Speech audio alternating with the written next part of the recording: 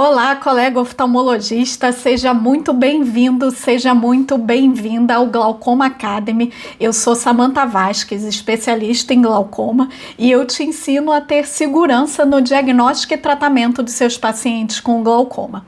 Hoje eu trouxe para vocês um vídeo de cirurgia, que é um vídeo de um procedimento de agulhamento num paciente que tinha uma TREC e que acabou evoluindo com falência dessa TREC.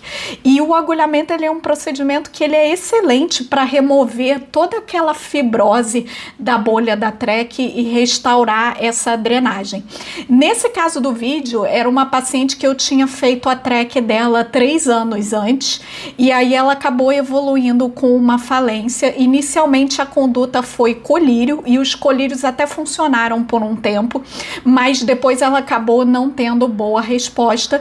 Eu examinei na lâmpada de fenda, na gonioscopia, vi que o ósteo dessa TREC era pérvio, então o problema ali era a fibrose que estava impedindo essa TREC de drenar, e por isso a conduta foi o agulhamento. Vamos lá então ver o vídeo desse procedimento.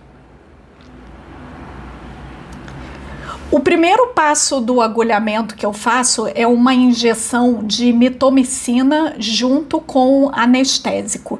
Eu uso uma proporção de 0,1 ml de mitomicina e 0,4 ml de anestésico. E eu gosto bastante dessa proporção porque eu considero que fica o volume perfeito para já fazer uma dissecção inicial ali da conjuntiva. Então, muito do que é a fibrose conjuntival, só nessa injeção a gente já vai rompendo uma quantidade boa daquelas traves. E o que eu percebo é que se eu fizer menos volume, rompe menos, e se eu fizer mais volume, eu acabo tendo uma área de bolha muito extensa e um risco até de uma hipotonia.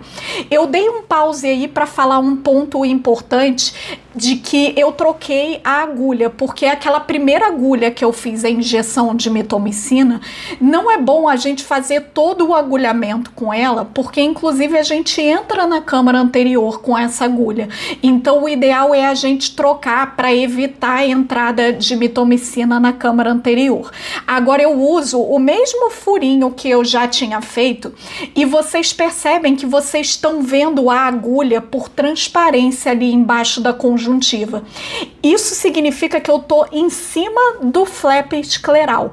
Eu tô rompendo fibrose conjuntival entre a conjuntiva e o flap. E por isso vocês conseguem ver a agulha por transparência. Às vezes acontece de sangrar bastante, nesse caso até sangrou pouco, mas às vezes sangra bastante e a gente perde essa transparência. Mas a gente consegue saber na mão mesmo em que profundidade que a gente está, porque quando a gente está indo no flap, indo na esclera, a resistência é muito maior. Então, conforme você manuseia a agulha, você consegue ter uma noção de em qual profundidade você está agulhando. Agora vocês reparam que já não vê mais a agulha por transparência, a pontinha da agulha sumiu. Tudo bem que tem um pouquinho de sangue ali, mas também é porque eu aprofundei ali a agulha e agora eu tô embaixo do flap. Eu dei um outro pause aí porque eu quero que vocês reparem um ponto que é muito crucial para você ter um agulhamento bem feito. Eu percebo que toda vez que eu tô ensinando para os fellows, para os residentes, é um erro que todo mundo comete, que é de segurar a agulha muito em cima, como a seringa, na verdade, segurar a seringa muito em cima, como se fosse para você fazer uma injeção. Quando a gente quer fazer uma injeção, a gente segura a seringa em cima para ter acesso ao êmbolo, né? Só que aqui, se você segurar a seringa por cima, você vai ficar com essa seringa molenga e você não vai ter a força que você precisa para romper a trave de fibrose. E por que eu pausei aí? Porque eu quero que vocês reparem que tá aparecendo meu dedinho ali no vídeo. Por quê? Porque eu tô segurando pelo canhão da agulha, eu tô segurando bem na pontinha ali. Para que isso? Para eu ter firmeza no movimento. O agulhamento, ele é um procedimento que ele não é bruto, ele é um procedimento delicado. Por quê? Porque se você for bruta, você vai rasgar a conjuntiva, depois vai ter que ficar suturando, corre o risco até de você amputar aquele flap se você fizer um movimento muito brusco ali com a agulha. Então ele é delicado. Mas você não pode ter mão mole, porque se você tiver mão mole, você não vai romper as traves de fibrose. Então você precisa de um movimento que ele é firme, mais delicado. Como que você consegue isso? Segurando pelo canhão. Você vai botar firmeza, mas fazendo um movimento que é delicado. É isso que vocês observam aí. E esse movimento, ele é principalmente de corte, assim. Então, não adianta você ficar sambando com o olho, tá? Senão o olho só mexe e você não rompe trave nenhuma. Você precisa fazer esse movimento assim de corte. Vamos continuar vendo. Às vezes eu saio e entro só para melhorar a minha visualização, mas vocês reparam que eu tô sempre usando o mesmo furinho. E repara nesse movimento assim, de corte, de usar a lateral do bisel. Aliás, vocês percebem que eu dobrei ali a pontinha da agulha e é importante que nessa dobra que o bisel esteja bem para cima, para você poder usar aquela lateral de corte. Se você dobrar tudo torto de qualquer jeito, você não vai cortar, você vai só ficar jogando o olho de um lado para o outro. Eventualmente eu faço uma segunda entrada para ter um ângulo melhor de cortar a fibrose. Quando eu percebo que tem alguma trave que eu não tô conseguindo cortar, às vezes eu faço um outro furinho. Mas até agora nesse vídeo eu fiz tudo ali pela mesma incisão.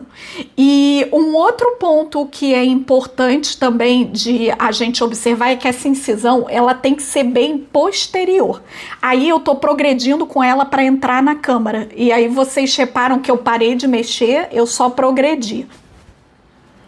Nessa progressão, eu tô parando toda hora porque o agulhamento é tão rápido, gente, que não dá tempo de eu falar tudo que eu quero. Mas pontos importantes. Primeiro, deixa eu voltar no assunto que eu tava falando antes desse furinho ser bem posterior.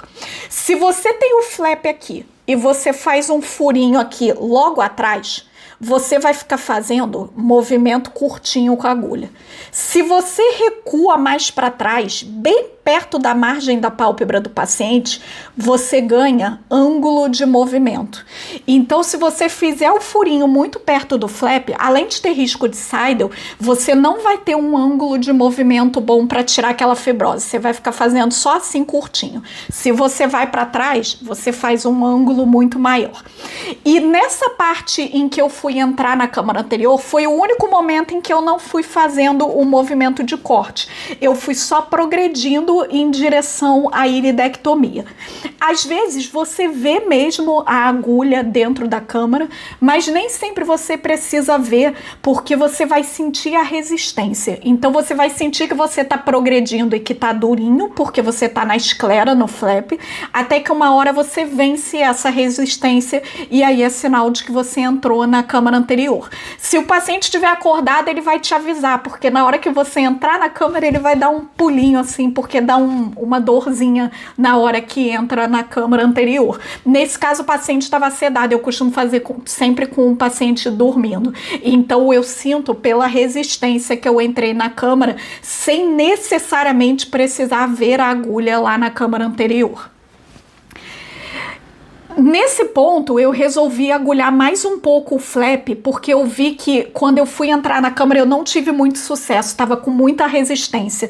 Então eu imaginei que ainda tinha muita fibrose de flap. Então eu recuei e continuei agulhando mais um pouco ali na altura do flap. E aí agora sim eu vou de novo progredir. Eu vou progredindo cada vez mais para frente ali essa dissecção para ter o meu flap todo bem soltinho. E aí depois eu vou fazer uma nova tentativa de entrada na câmara. E agora a agulha progride bem fácil e vocês até viram ali na iridectomia. A gente tem alguns sinais de que o agulhamento foi um procedimento de sucesso. Um deles é a sensação do toque mesmo, do olho tá ficando mole. Esse cotonete que eu tô usando para direcionar, eu sinto nele o toque, e vocês viram que eu dei uma parada e dei uma batidinha com a agulha na córnea para ver também se o olho já estava bem molinho. Um outro sinal de sucesso é você ter um pequeno ifema, um pouquinho de entrada de sangue na câmara anterior, porque esse sangue ele tá vindo da conjuntiva. Se tem caminho para entrar sangue da conjuntiva para a câmara anterior, é porque tem caminho também para drenar o humor aquoso da câmara anterior para a bolha. Então você ter um pouquinho de ifema não é ruim, não precisa lavar. Aliás, o agulhamento é um procedimento que quase sempre no D0, D1 a gente vê um pouquinho de ifema, não precisa se preocupar, o olho vai fazer o trabalho de lavar isso em mais ou menos entre 5 a 10 dias. É claro que assim, se você encheu a câmara anterior de sangue, você vai ter que lavar, né? Mas cuidado para você não se assustar à toa, porque o paciente está deitado. Então, às vezes, uma gotinha de sangue que entra, parece que tem uma enormidade de sangue na câmara anterior. Mas quando o paciente levantar e aquilo descer, aquilo vai dar um ifema de 1 milímetro, que vai se resolver em poucos dias. Então, normalmente, não é necessário lavar a câmara anterior, a não ser que você tenha um sangramento de grande montante, assim, um glaucoma neovascular, ou então um paciente que usa uma anticoagulação, mas em geral esse ifema do agulhamento, ele é autolimitado e não é preocupante. Essa paciente evoluiu muito bem depois, ela ficou com PIO bem baixinha até no primeiro dia, ela ficou com PIO de 2 no D0, e isso é até um bom sinal de funcionamento. A gente gosta dessas PIOs muito baixinhas, é claro que não pode descolar coróide, mas essas PIOs muito baixinhas, elas são boas, porque a tendência é, passando algumas semanas, fibrosar mais um pouquinho. Então, quando você começa com uma PIO muito baixa, isso é um bom sinal de que aquele procedimento tem boas chances de dar certo. Eu espero que esse vídeo tenha te ajudado. Se você gostou, não esquece de se inscrever aqui no Glaucoma Academy, porque toda semana eu trago um vídeo que vai te ajudar a ter segurança no diagnóstico e tratamento do glaucoma. E se você sente que está na hora de dar um passo além comigo e aprofundar mais esses conhecimentos, você tem a opção de entrar para o meu curso, que é o Glaucoma do Básico à Prática. O link para você se inscrever vai estar aqui embaixo na descrição desse vídeo. Até a próxima!